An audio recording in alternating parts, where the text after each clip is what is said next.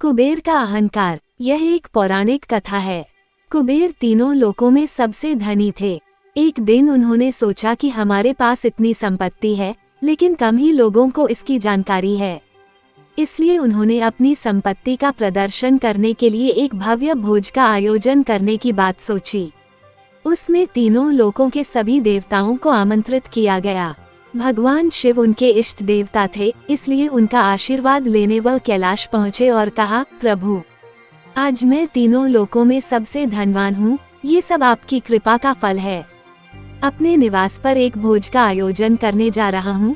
कृपया आप परिवार सहित भोज में पधारने की कृपा करें। भगवान शिव कुबेर के मन का अहंकार ताड़ गए। बोले, वत्स, मैं कहीं बाहर नहीं जाता।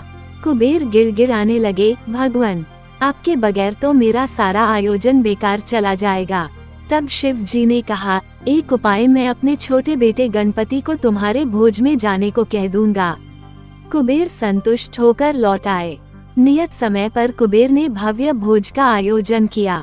तीनों लोकों के देवता पहुंच चुके थे। अंत में गणपति आए और आते ही कहा, मुझको बहुत तेज भूख लगी है। भोजन कहाँ है?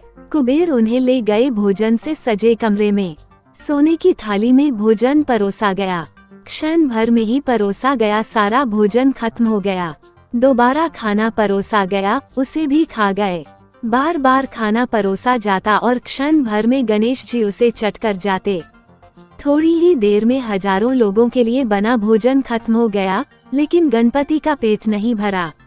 वे रसोई घर में पहुंचे और वहां रखा सारा कच्चा सामान भी खा गए, तब भी भूख नहीं मिटी। जब सब कुछ खत्म हो गया तो गणपति ने कुबेर से कहा, जब तुम्हारे पास मुझे खिलाने के लिए कुछ था ही नहीं तो तुमने मुझे न्योता क्यों दिया था? कुबेर का अहंकार चूर चूर हो गया।